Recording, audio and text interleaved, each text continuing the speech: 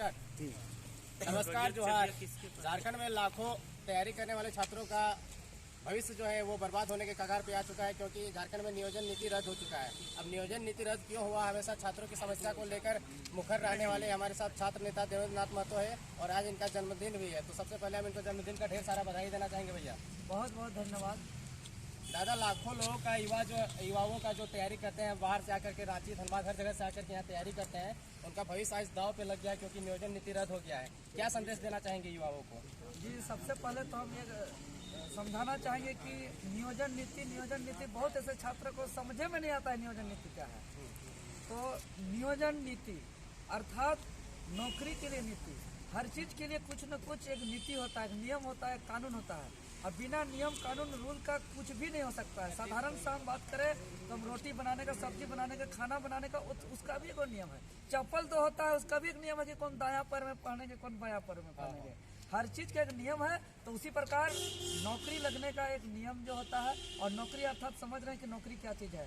नौकरी अर्थात अपना रोजी रोटी, नौकरी अर्थात अपना जीवन में सम्मानजनक जीना है, अपना बूढ़े माँ बाप का सेवा करना है, अपने परिवार का भरण पोषण करना है, अपने बाल बच्चा का शिक्षा, स्वास्थ्य, हर चीज को पूरा करना है। इन तमाम चीजों को पूरा करने के लिए नौकरी बहुत आवश्यक है, और उसी के लिए जो नीति होता है वो है नियोजन नीति। लेकिन दुर्भाग्य आज झारखंड 22 साल हो गया और 22 साल में एक नियोजन नौकरी के लिए नीति नहीं बना है, कानून नहीं बना है, जबकि झारखंड बनने के पहला साल बनना था। अच्छा, इसके लिए किसको आप दोषी मानते हैं? हम दोषी हैं कि तमाम नेता, चाहे पक्ष हो या विपक्ष हो, सबको मानते हैं।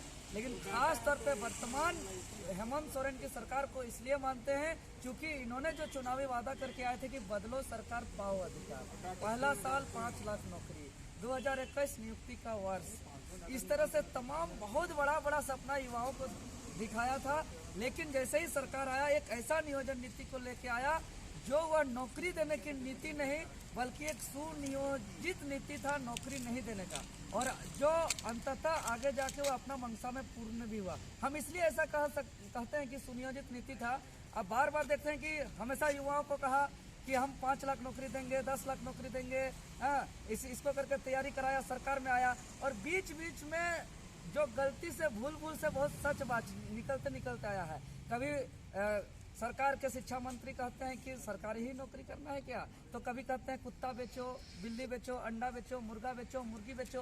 तो इन तमाम बयान जो बीच में आता है सरकार का, उससे ही साबित होता है कि उनका नियत ही है कि हम नौकरी न देके जो है कि उलूल जुलूल बयान में हम भटका के रखेंगे और छात्रों का भविष्य को बर्बाद करेंगे।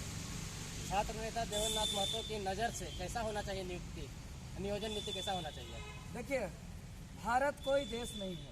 संविधान का आर्टिकल 1 कहता है कि भारत राज्यों का संघ है और इसमें 28 राज्य है, और 28 राज्यों में प्रत्येक राज्य का तृतीय और चतुर्थ वर्ग की नौकरी के लिए अपने ही राज्यवासियों का नौकरी हो, ऐसा नियोजन नीति बना हुआ है 3rd और 4th ग्रेड का। और जो उस राज्य का जो कर्मचारी चयन बोर्ड एक आयोग है वो हर राज्य में है, और कर्मचारी चयन बोर्ड का गठन ही इसलिए होता है कि सिर्फ उसी राज्य का मूल निवासी के लिए ही वो बने, और ये सब राज्य में है, हम सिर्फ झारखंड के लिए नहीं बोल रहे हैं।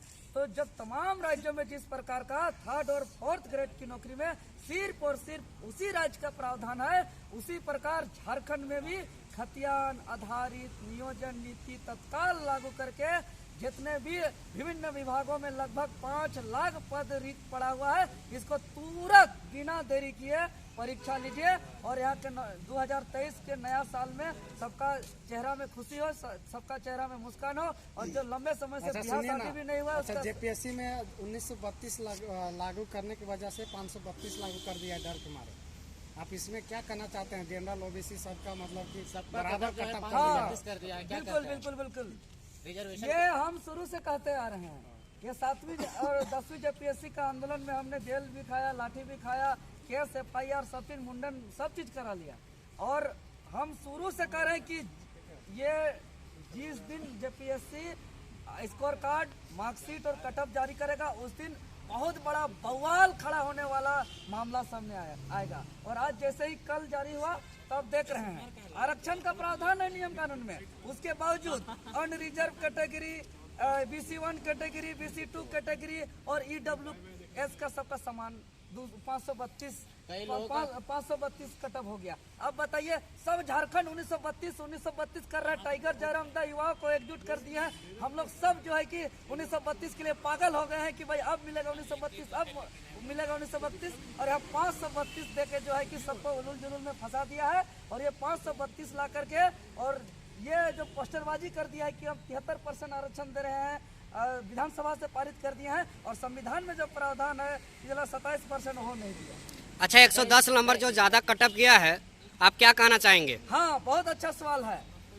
पिछले बार के मुताबिक 110 नंबर ज्यादा कटअप जाने का जो शुरू से कह रहे हैं कि इसमें क्वेश्चन बेचा गया था। और यहाँ जो बाहरी जो आदमी यहाँ झारखंड राज्य को लूटने आए हुए हैं, जो यहाँ काला कमाई करते हैं, जो यहाँ काला धंधा करते हैं, वो 50 लाख 60 लाख 1 करोड़ 2 करोड़ दे के क्वेश्चन खरीदा था।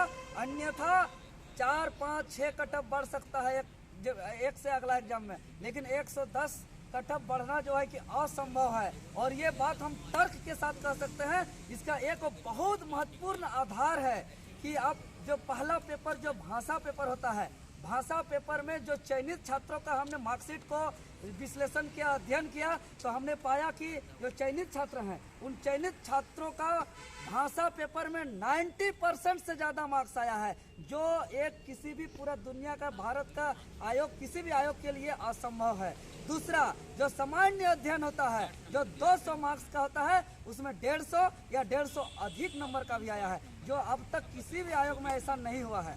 तो कहने का मतलब साफ साफ यही प्रतीत होता है कि 90% से ज़्यादा मार्क्स आना, 200 में 150 या 150 से अधिक मार्क्स आना, ये साफ प्रतीत होता है कि पहला नंबर या तो क्वेश्चन पहले आउट हुआ था, या दूसरा दारू पी पी के, हड़िया पी पी के, पैसा ले लेके कॉपी काटा गया था। और कॉपी काटने वाले जो शिक्षक थे, उसके पास कोई मॉडल आंसर शीट नहीं था।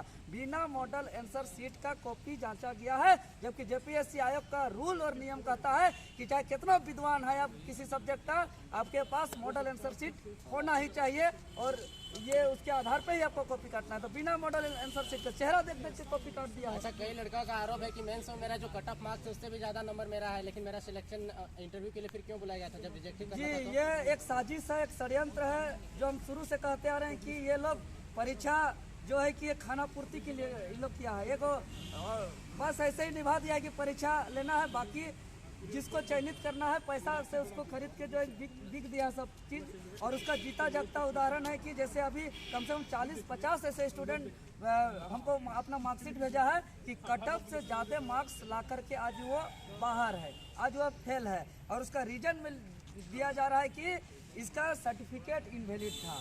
अरे भैया, आप जो है कि 15 फरवरी 2019 का लेटर नंबर 1433 अच्छा से जब पीएससी पढ़े, उसमें बोला गया है ये बात कि अगर जो है कि इनवैलिड सर्टिफिकेट है तो उसका जो है कि पूरा पात्रता रिजेक्ट होगा। लेकिन उसका पात्रता रिजेक्ट कब होगा? उसका पात्रता रिजेक्ट इंटरव्यू से पहले होगा, अंतिम परीक्षा फल के समय नहीं होगा।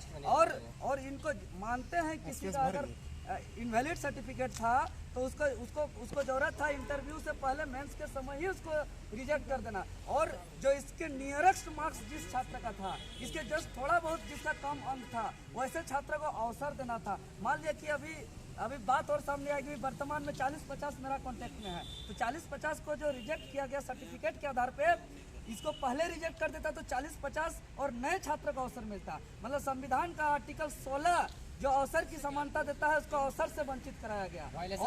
और ये एकदम साजिश और षड्यंत्र के तहत कि कभी किसी को सर्टिफिकेट का नाम से, और ऐसा भी हम बता रहे हैं, मेरे पास आया है मामला कि एक छात्र का वही सर्टिफिकेट, वही एग्जाम, वही स्टूडेंट, वही परीक्षा, उसका जब पीटी जब परीक्षा फल आया तो उसका कैटेगरी में था, उसका ओबीसी में था, BC1 में था, BC2 में था, EWS में था, और वही स्टूडेंट का वही परीक्षा में वही सर्टिफिकेट में जब फाइनल रिजल्ट आता है तो उसका सर्टिफिकेट इनवैलिड होता है। अब जब पीएससी बताओ कि एक छात्र, एक सर्टिफिकेट, एक परीक्षा में पीटी में उसका वैध होता है सर्टिफिकेट, और उसी छात्र का उसी सर्टिफिकेट का उसी परीक्षा में अमान्य हो जाता है मुख्य परीक्षा फल में। ये क्या मजाक चल रहा है झारखंड राज्य में है? ये तो बहुत मजाक हो जा रहा है, ऐसा मजाक किया जा रहा है। ये मतलब बहुत गड़बड़ पे गड़बड़ चल रहा है। तो राज्य का सबसे बड़ा आयोग जो है जेपीएससी, इसमें बहुत सारा भ्रष्टाचार का आरोप लगते आ रहा है और इस पर लगातार क्वेश्चन मार्क लगाते रहते हैं जगन नाथ महतो जी। तो इस तरह का और भी अपडेट आपको देते रहेंगे समय के अनुसार। तब तक बने रहिए हमारे